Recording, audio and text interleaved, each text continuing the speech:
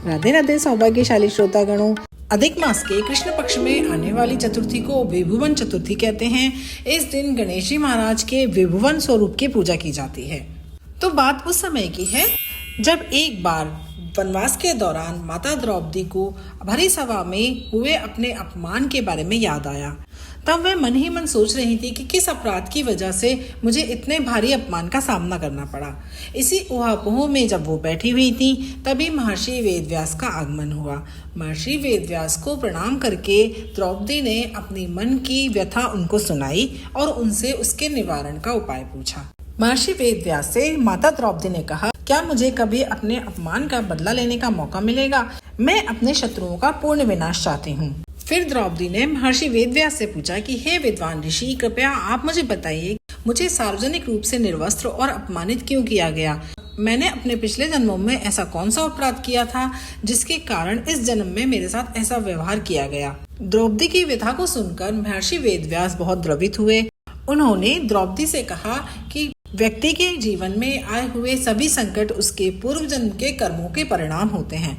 इस पर उन्होंने राजा चंद्रसेन की कथा सुनाई। सतयुग में एक राजा हुए चंद्रसेन। वे बहुत ही बुद्धिमान थे। उनकी रानी रत्नावली बहुत ही सुंदर थी और वे उनसे अत्यंत प्रेम करते थे। वे सुखमय जीवन व्यतीत कर रहे थे, परंतु समय का अपना रहस्यमय नियम होता है। शत्रुओं ने उसके राज्य पर आक्रमण किया, उसके खजाने को लूट लिया। इसके बाद रत्नावली और राजा चंद्रसेन अपनी राजधानी छोड़कर जंगल में चले गए।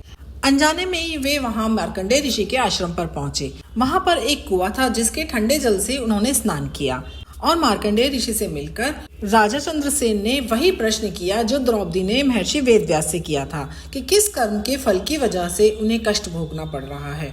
तब मार्कंडेय ऋषि ने राजा को बताया कि राजन, तुम पिछले जन्म में भी राजा थे। एक दिन तुम शिकार करने के लिए जंगल में गए। तुमने लाल वस्त्र पहने कई नाग कन्याओं को देखा। ये संकष्टी चतुर्थी का व्रत कर रही थी। चंद्रमा को देखते ही वे अपने अपने घर लौटने लगी। तब तुम उनके सामने खड़े हुए और बोले, धर्मनिष्ठ नाग कन्याओं, कृपया मुझे बताइए आप किस देवता की पूजा कर रही थी? इसके करने से क्या फल होता है? इस पूजा की क्या विधि है? मैं भी इस पूजा को करना चाहता हूँ। इस पर नाग कन्याओं ने कहा, आज अधिक मास की कृष्ण पक्ष की चतुर्थी है। हम इस दिन भगवान गणेश के विभुवन पालक महागणपति स्वरूप को दूर्वा बेलपत्र पीठ पर बैठाकर उनकी पूजा करते हैं। हम दिन भर उपवास रखते हैं। शाम को हम सबसे पहले विभुवन पालक महागणपति की मूर्ति स्थापित करते हैं और पंचामृत से स्नान कराते हैं। फिर हम उन्हें धूप, दीप, सुगंध, लाल फूल और 15 लड्डू का नैवेद्य अर्पित करते हैं। उसके बाद हम संकष्टी चतुर्थी व्रत की कथा सुनते हैं और चंद्रमा के दर्शन होने तक प्रतीक्षा करते हैं। हम ब्राह्मणों को 5 लड्डू, भगवान गणेश को 5 लड्डू और कुमारिकाओं को 5 लड्डू अर्पित करते हैं।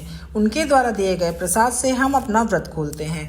भगवान विभुवन पालक महागणपति हमारी मनोकामनाएं पूर्ण करते हैं और हमें सिद्धियां, शांति, सुख, समृद्धि और प्रगति प्रदान करते हैं। नाग कन्याओं से व्रत का विधान सुनकर तुमने भी सभी संकष्टी चतुर्थियों का व्रत रखा। विभुवन पालक महागणपति तुम्हारी भक्ति से बहुत प्रसन्न हुए, इसलिए तुम धनवान राजा बने और एक सुंदर धर्मपरायण स्त्री से विवाह किया। लेकिन कुछ महीनों बाद अपनी संपत्ति और सुख सुविधाओं का अनुभव करने के बाद तुम अहंकारी हो गए।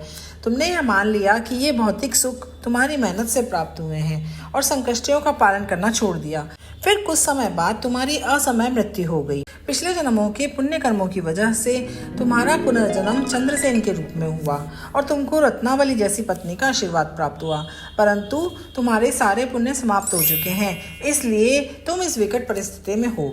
संकटों से निवारण के लिए तुम्हें पुनः संकष्टी चतुर्थियों का व्रत रखना होगा। केवल भगवान गणेश ही तुम्हारे जीवन में सब कुछ सुधार सकते हैं। इस तरह महर्षि मार्कंडेय जी के कथनानुसार राजा ने फिर से संकष्टी चतुर्थी के व्रत रखे और सभी संकटों से मुक्ति पाई। उसे अपना धन, वैभव, राज्य वापस मिल गया।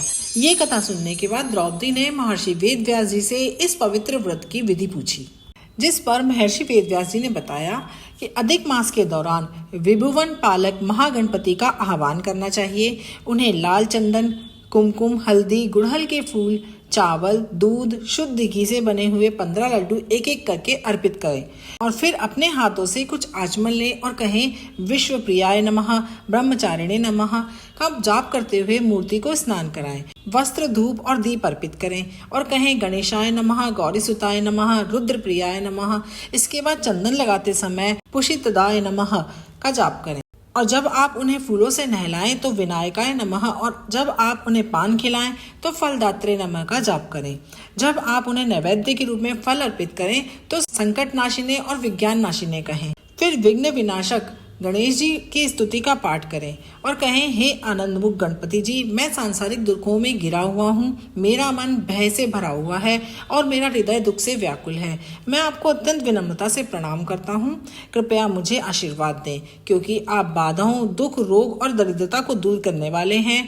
आप अपने भक्तों की रक्षा करते हैं और उनके शत्रुओं का नाश करते हैं। फिर चंद्रमा को अर्घ्य अर्पित करें और कहें, हे चंद्रदेव, आप क्षीर सागर से उत्पन्न हुए हैं और 16 कलाओं से संपन्न हैं। कृपया इन सफेद फूलों को स्वीकार करें जो मैंने जल, चावल, चंदन, रोली और दक्षिणा के साथ इस शंख में रखे हैं।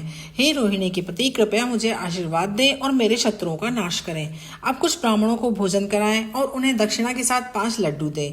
बचे हुए लड्डू प्रसाद के रूप में स्वयं ग्रहण करें। उस रात जमीन पर सोएं और लोभ या क्रोध से दूर रहें। जान लें कि विभुवन पालक गणपति विद्यार्थियों को ज्ञान, गरीबों को भौतिक सुख, कुमारिकाओं को विवाह और विधवाओं को अपने अगले जन्म में दीर्घ वैवाहिक जीवन का आशीर्वाद देते हैं। इसलिए आप भी अपने भय से मुक्त होकर सांसारिक मोह माया से विरक्त होकर मोक्ष प्राप्त कर सकते हैं। फिर महर्षि वेद व्यास जी द्रौपदी से कहते हैं, द्रौपदी, इस विधि से व्रत करने पर तुम सभी संकटों से मुक्ति प्राप्त कर लोगी और तुम्हारे शत्रुओं का सर्वथा नाश होगा, क्योंकि भगवान विभुवन पालक महागणपति अपने भक्तों को कभी निराश नहीं करते। अगर आप भी अपने जीवन में मनोवांछित सुख समृद्धि प्राप्त करना चाहते हैं, दुश्मनों का सर्वथा नाश करना चाहते हैं, तो विभुवन पालक महागणपति जी की पूजा अवश्य कीजिए और हर पुरुषोत्तम मास में आने वाली विभुवन पालक गणेश चतुर्थी का व्रत रखिए। अगर ये दिव्य कथा आपको पसंद आई हो तो हमारे वीडियो को लाइक कीजिए, इसे ज्यादा से ज्यादा शेयर कीजिए, ताकि भक्ति नंदिता परिवार के अन्य लोगों को भी इस दुर्लभ पावन तिथि का लाभ मिल सके। बोलिए गणपति बप्पा मोरया।